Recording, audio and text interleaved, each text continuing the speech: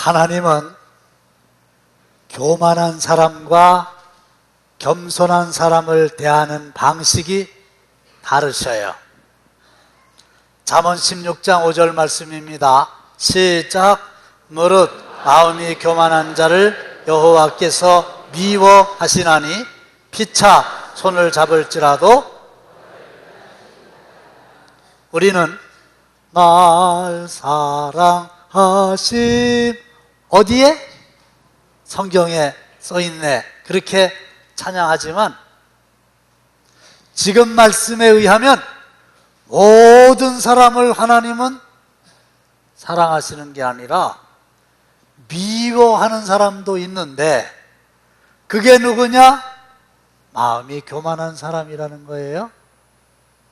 하나님으로부터 미움을 받으면 피차 손을 잡을지라도 너하고 나하고 힘을 합해서 무슨 일을 한번 해보자 해도 상은 기대할 수 없고 벌을 면하지 못하리라 그랬었어요. 유명한 잠언 16장 18절 말씀입니다. 시작. 교만은 패망의 선봉이요 거만한 자의 마음은 넘어짐의 앞잡이니라. 교만은 패망의 선봉이다. 공동번역을 봤더니 재난이 임하게 된다. 그리고 일어서지 못하고 넘어지게 된다. 그 말이에요. 그러면 우리는 어떻게 해야 되겠습니까? 베드로전서 5장 5절이죠. 시작. 젊은 자들아 이와 같이 장로들에게 순종하고 다 서로 겸손으로 허리를 동이라. 하나님은 교만한 자를 대적하시되 겸손한 자들에게는 은혜를 주시느니라. 대적한다고 하는 말은 맞붙어서 싸운다는 뜻이에요. 그러면 하나님이 나를 대적자로 삼으시면 이길 방법이 있겠어요? 여러분들은 교만한 사람입니까? 아니면 겸손한 사람입니까? 아이고, 오늘 말씀을 봤더니 교만했다가는 큰일 나게 생겼잖아요. 근데 목사님, 교만한 사람은요 걸음걸이만 봐도 대본할 수 있고요 말만 들어봐도 교만한지 대본할 수 있는데요, 저는 남과 달리 크게 가진 거 없고 크게 배운 거 없고 저는 교만하지는 않아요. 이렇게 생각하실 수도 있겠는데, 어쨌든 교만한 분들은 교만을 옷으로 얘기하면 벗어서 버리고 은혜를 받는 겸손을 입으시기를 주님의 이름으로 축원합니다. 근데 우리가 보통 아는 교만과 우리가 보통 아는 겸손은 달라요. 따라서 만나를 통해서 보는 교만과 겸손을 만나보기를 원하는데, 먼저 신명기 8장 16절입니다. 시작. 내 조상들도 알지 못하던 만나를 광야에서 내게 먹이셨나니 이는 다 너를 낮추시며 너를 시험하사 마침내 내게 복을 주려 하심이었느니라. 아멘. 이스라엘 백성들에게 광야에서 하나님께서 만나를 내려주신 줄로 믿으시기를 바랍니다. 그러면 왜 하나님께서 이스라엘 백성들에게 만나를 내려주셨을까요? 만나를 내려주신 목적이 뭘까요? 만나를 통해서 우리를 깨우치시고자 하는 교훈이 뭘까요? 본문을 보시면 만나를 광야에서 내게 먹이셨나니, 이는 만나를 먹이신 이유는, 만나를 먹이신 목적은 다 너를 어떻게 하며? 낮추시며 어떻게 하며? 겸손하게 하시기 위함이다. 그래서 끝내는 복을 주려 하심이다. 너를 낮추기 위함이다. 이렇게 말씀하셨어요. 그러면 목사님, 아니 만나를 내려주시는 거하고 겸손한 거하고 무슨 관계가 있을까요? 설명이 필요합니다. 애굽에서 나올 때 가지고 왔던 음식물 다 먹었어요. 광야에서 농사를 지을 수 없어요. 먹을 게 없어요. 그런데 하나님께서 지금으로 이야기하면 월, 화, 수, 목, 금, 토 엿새 동안, 안식일을 제한 엿새 동안은 너희들이 들판에 일찍 나가서 만나를 광주리에 거두어라. 내가 만나를 내려주겠다. 그렇게 약속하셨어요. 과연 약속대로 하나님은 날마다 광야에 만나를 내려주셔서 무려 40년 동안 굶지 않고 이스라엘 백성들이 그 만나로 배를 채울 수가 있었어요. 이거 다 아시는 거죠? 근데 문제는 안식일 날에는 가지 말아라. 가봐야 소용없다. 그러셨어요. 근데 예나 지금이나 사람들의 마음속에는 욕심이라는 게 있으니까 이제 어떤 사람은 안식일에도 들판에 나가서 만나를 구하고자 애를 썼는데 여쭙겠습니다. 만나를 거두었나요? 만나를 거두지 못했나요? 모르세요? 성경에 뭐라고 돼 있어요? 안식일 날 만나를 거두러 가서 수고하고 노력을 했는데 만나를 거두었나요? 못 거두었나요? 하나도 거두지 못했어요. 왜 그럴까요? 노력했어요. 왜 그랬을까요? 수고했어요. 근데 만나를 하나도 거두지 못했어요. 이때 중요합니다. 이스라엘 백성들이 비로소 처음으로 깨닫게 됩니다. 아하, 월, 화, 수, 목, 금, 토 열심히 나가서 만나를 거두었는데 오늘 안식일에는 노력을 해도 소용이 없네. 이유가 뭘까? 하나님이 하늘문을 닫고 만나를 안 내려주셨어. 그러니까 노력을 해도 헛수고야.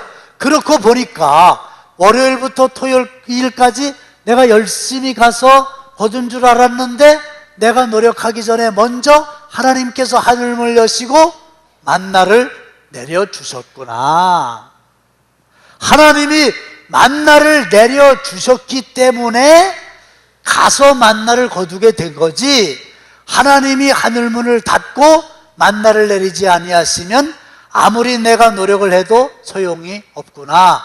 하나님이 만나를 주셨습니다. 할렐루야. 이렇게 생각하고 이렇게 고백하는 게 뭐다?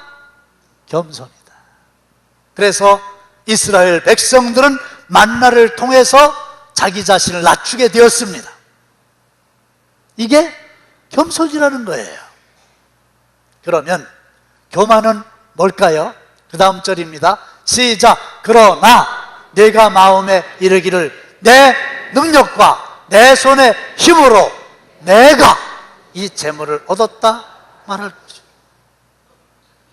그런 것을 다 경험하고도 그러나 그럼에도 불구하고 이스라엘 백성들은 마음에 이른 거예요.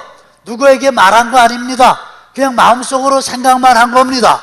따라서 교만이라고 하는 게, 겸손이라고 하는 게 겉으로 드러나기도 하지만 마음의 태도가 중요하다는 건데, 내 능력, 내 힘, 내가 이 재물을 얻었다, 그렇게 말했다는 거예요.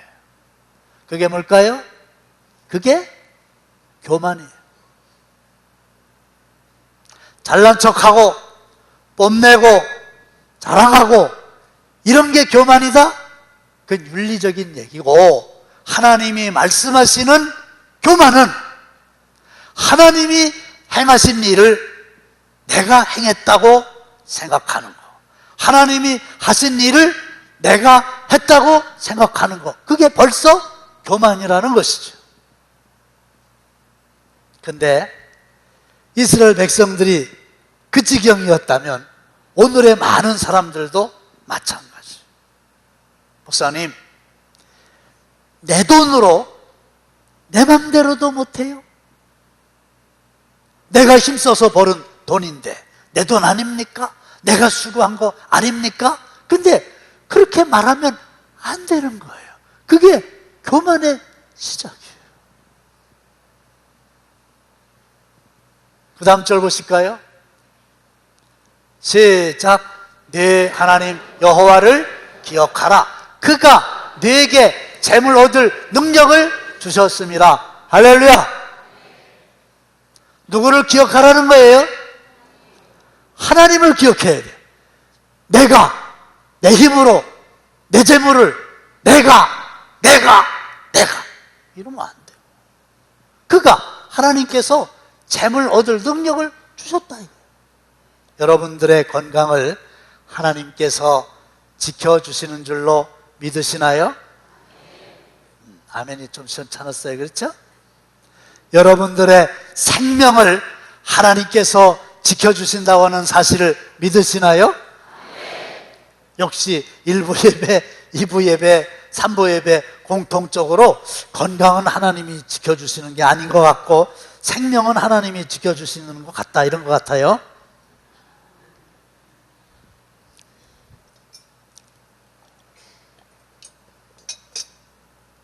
지난 주일날 설교했죠?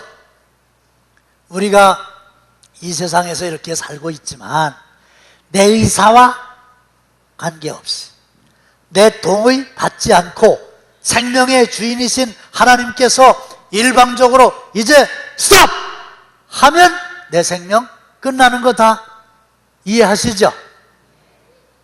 아멘 안 해도 생명은 하나님께 달려있잖아요. 하나님이 주신 거죠? 그러면 하나님이 생명을 주셨다며요. 그러면 하나님이 생명을 주셨으니까 재물 얻을 능력을 주신 거지. 생명을 걷어가면은 돈을 벌 방법이 있어요? 하나님을 기억하란 말이에요.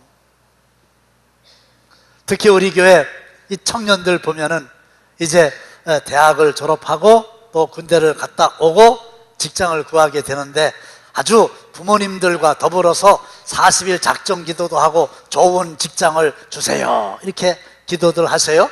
그리고 얼마 있다 보면은 첫 열매입니다. 그러고 두툼하게 뭐가 올라왔어요. 그래서 제가 꼭 전화를 하죠.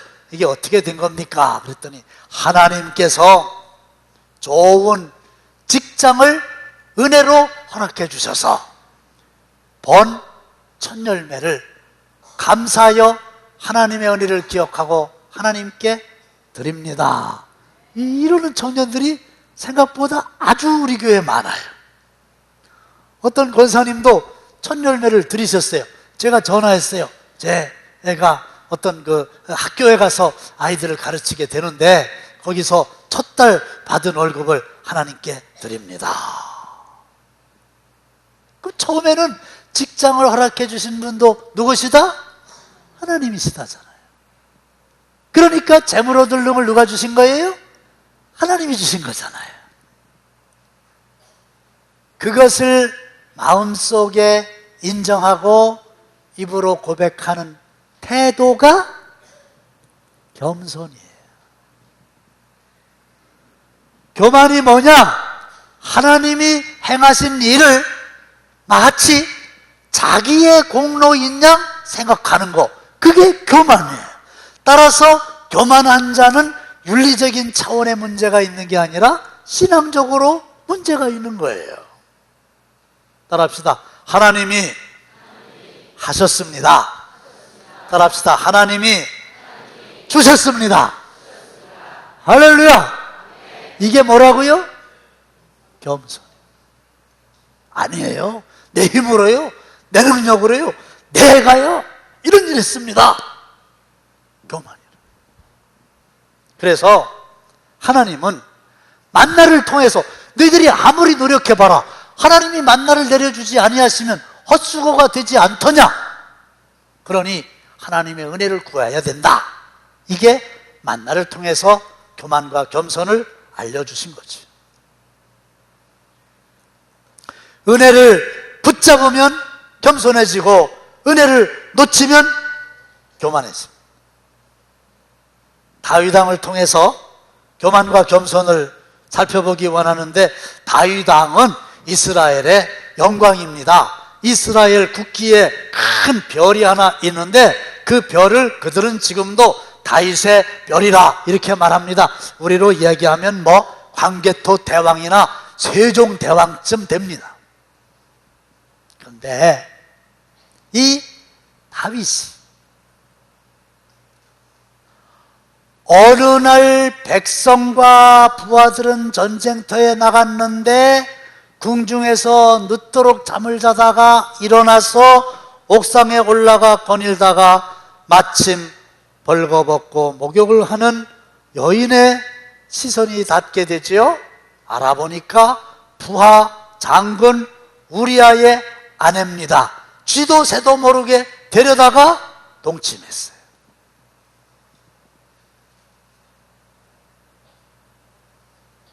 아무런 일 없었어요. 안 그런 척 했어요.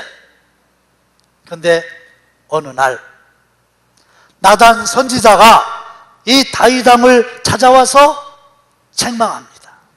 그것이 바로 사무엘하 12장 9절 이하에 있는 말씀인데, 다 함께 시작. 그러한데 어찌하여 네가 여호와의 말씀을 업신여기고 나 보기에 악을 행하였느냐? 네가 칼로 햇사람 우리아를 치되 암몬 자손의 칼로 죽이고 그의 아내를 빼앗아 내 아내로 삼았도다. 너 왜 가늠했냐? 이렇게 책망하지 않고 어찌하여 내가 여호와의 말씀을 업신여겼냐? 이렇게 책망합니다. 여러분들, 교만이 뭔지 아세요? 하나님의 말씀을 업신여기는 태도입니다. 하나님의 말씀을 우습게 하는 태도입니다. 하나님의 말씀을 별것 아닌 걸로 생각하는 자세입니다. 하나님이 간음하지 말라 이렇게 말씀하셨죠. 그런데 간음을 했죠. 그거는 간음의 죄를 짓기 전에 먼저 하나님의 말씀을 우습게 안 교만의 죄를 짓게 됐다는 거예요. 그러면 좀 심각해지는 거예요. 나는 교만한 사람이 아닌데요. 이렇게 생각을 하면서 설교를 시작했고 설교를 들으셨는데 그렇다고 하면 이 교만이 나와 무진장 깊은 관계가 있네? 이렇게 되는 거예요. 여러분들은 하나님의 말씀을 업신여긴 적이 없으신가요? 아니, 간음하지 말아라, 무슨 살인하지 말아라, 거짓말하지 말아라, 탐내지 말아라, 그런 그 하나님의 말씀을 이 다윗이 다 어겼잖아요. 그런데 그런 거 이외에도 여러 가지 그 형태로 여러 경우에 하나님이 우리에게 말씀을 지금도 하시잖아요. 그런데 그 하나님의 말씀을 그저 흘려 이렇게 듣고 우습게 알고 별거 아닌 걸로 알고 그랬다면 그게 정확하게 교만이라는. 그러니까 이 다윗은 하나님의 대적자가 된 거고 패망할 수밖에 없고 벌을 받을 수밖에 없고 고난을 받을 수밖에 없는 거였거든요. 그런데 이 다윗이 교만의 옷을 벗어버립니다. 그리고 겸손의 옷을 입습니다. 깨달은 거예요. 터닝 포인트가 있었어요. 그게 바로 시편 51편에 있는 말씀인데 우선 4절부터 읽겠습니다. 시작.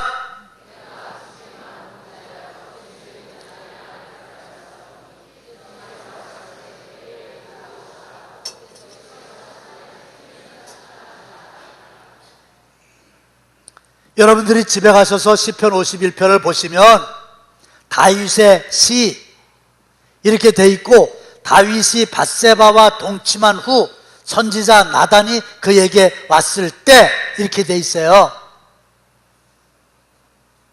나단 선지자가 왕에게 와가지고 책망을 합니다. 그때 이 다윗이 어떤 반응을 보이는가? 내가 주께만 범죄하여 주의 목전에 악을 행했습니다, 이렇게 말합니다.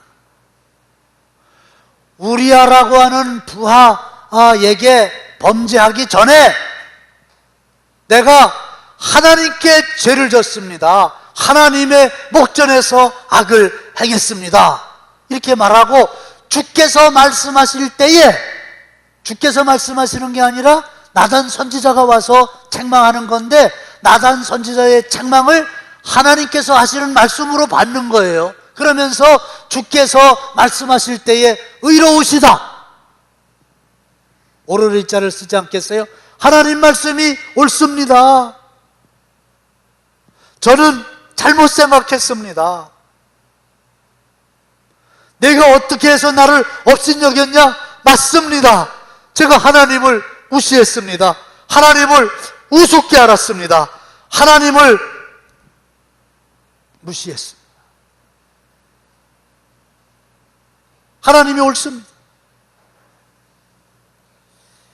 이 결혼 생활을 하다 보니까요, 아내가 하는 말이 되게 옳아요. 왜 웃으세요? 되게 옳다는 말은 옳지 않은 것도 가끔 있다는 뜻이에요. 그런데 되게 옳아요. 그러면 이제 아내가 아내의 관점에서 이렇게 얘기를 할 거 아니에요? 말이 옳아요. 근데 들을 땐 별로요.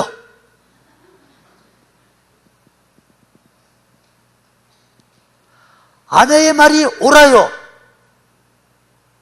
근데 아내의 말도 그것도 책망도 아니고 좋은 얘기요. 저보고 요즘에 하는 얘기가 뭐냐면, 가운데 머리가 자꾸 빠진다는 거예요. 소갈머리가 없으면 되겠냐고. 근데 저는 안 보이잖아요. 괜찮은지 아는데, 아이고, 어느 날은요, 뒤에서 이렇게, 위에서 이렇게 사진을 찍었어. 이렇게 보여주는 거야. 심각한 거예요. 그래서 저번에 이걸 거울에다가 붙여놓을까요? 그래서 내가, 그렇게는 하지 말라고. 내가 알아서 좀 신경을 써보겠다고 그랬는데,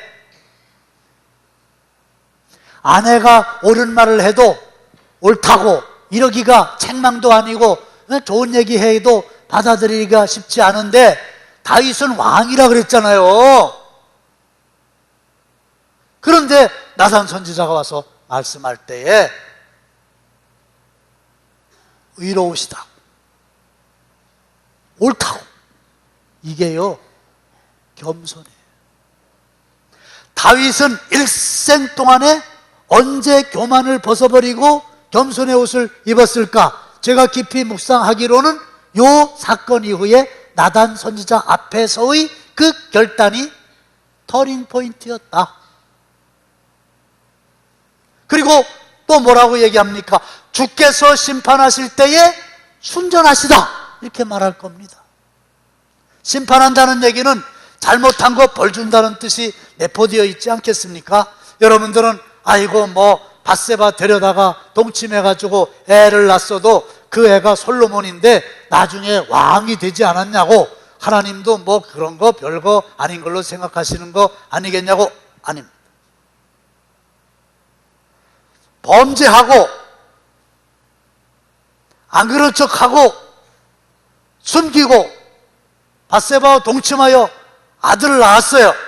별일 없었다니까요. 근데 그 아들이 죽었습니다. 성경에 보면 죽었어요. 그리고 솔로몬은 이 사건 이후에 범죄한 거 회개하고 교만의 옷을 벗어버리고 심판하실 때에 순전하시다, 아들을 데려갔는데도 저는 맞아도 쌉니다. 제가 한 일이 당연히 맞아도 쌉니다. 아들 데려가셨어도 저는 할 말이 없습니다. 하나님이 옳습니다. 이게 겸손이요. 그 이후에 복을 받게 된 거예요.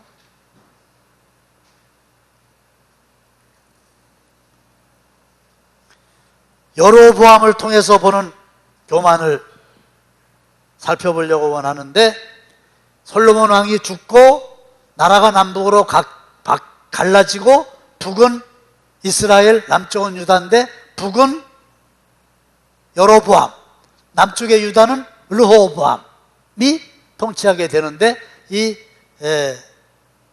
르호보암이에요. 여로보암이 아니고 르호보암이에요. 역대하 12장 1절 보겠습니다. 시작.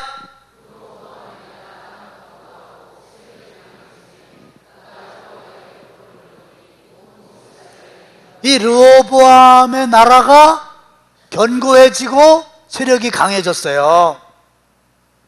그런데 이 르호보암뿐만 아니라 오늘의 우리의 대부분도 소위 등이 따시고 배가 부르면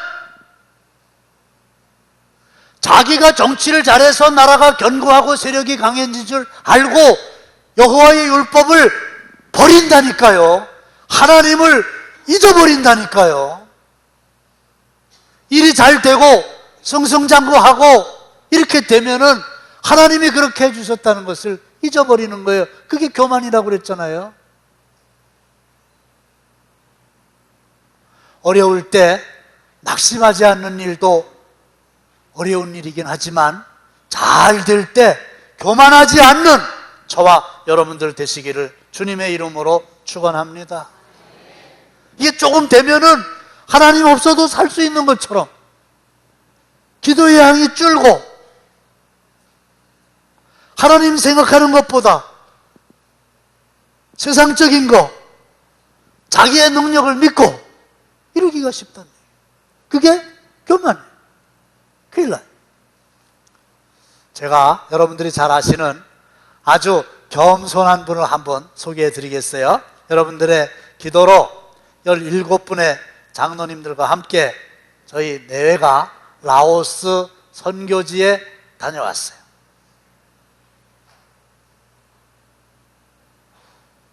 자, 라오 한국 전문대학을 우리가 방문했는데 이 라오가 뭐냐 그랬더니요, 라오스라고 우리는 부르는데 정작 그들은 자기 나라가 라오라는 거예요.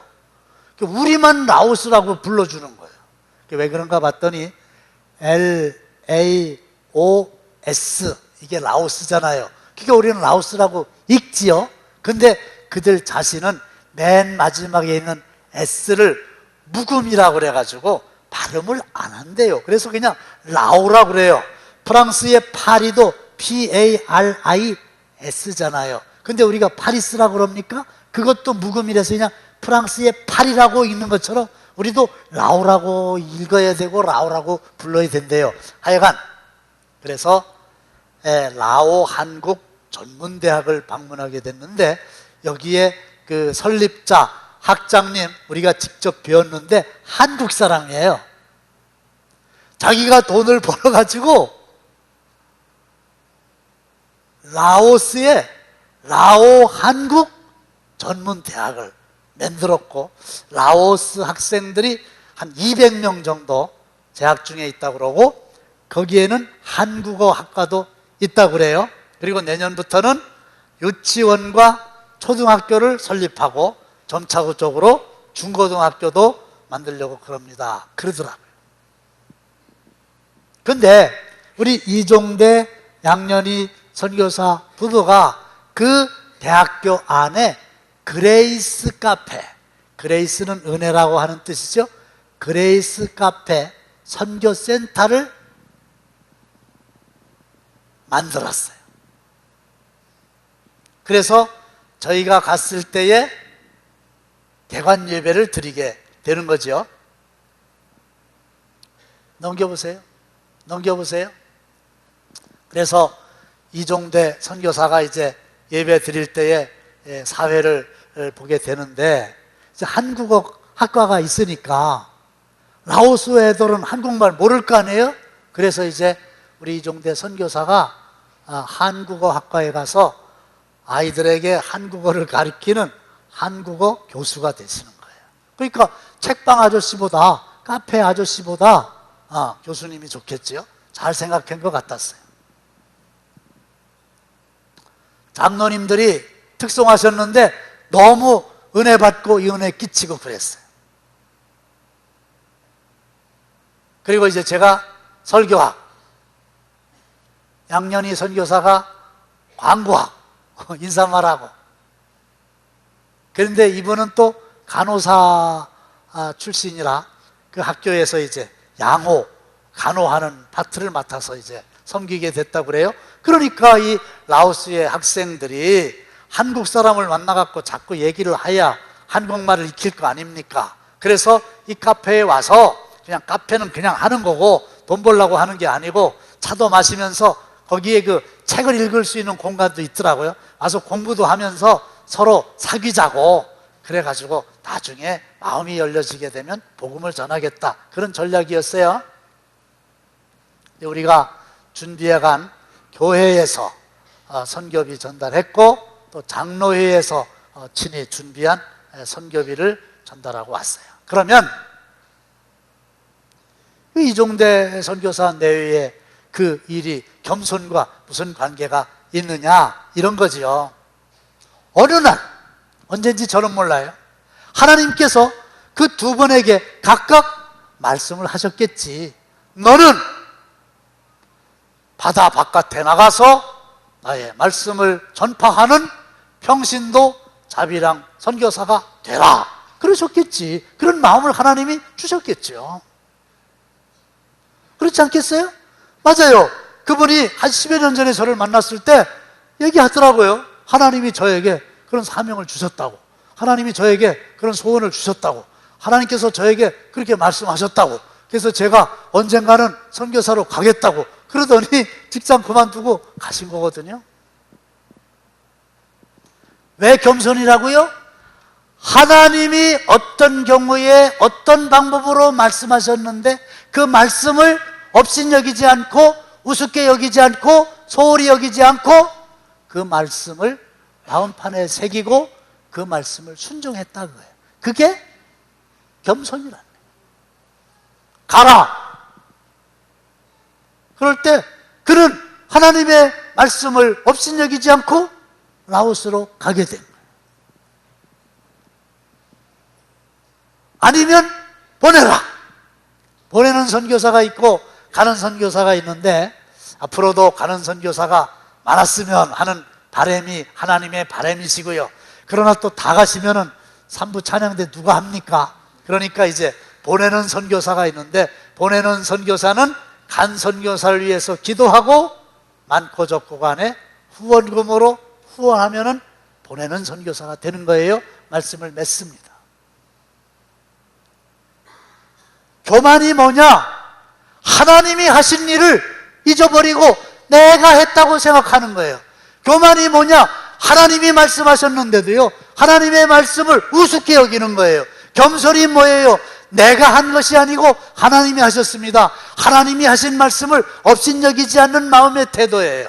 모두들 겸손하셔서 하나님의 은혜를 받는 저 여러분들 다 되시기를 주님의 이름으로 축원합니다. 이제는 우리 주 예수 그리스도의 은혜와 하나님 아버지의 극진하신 사랑하심과 성령님의 감동 감화하심이 교만을 벗어버리고 겸손을 옷 입기 원하는 모든 성도들의 남은 생애 위에, 그리고 믿음으로 귀한 물질 드린 사랑하는 성도들의 손길 위에 영원토록 함께 하시기를 간절히 축원하옵나이다. 아멘.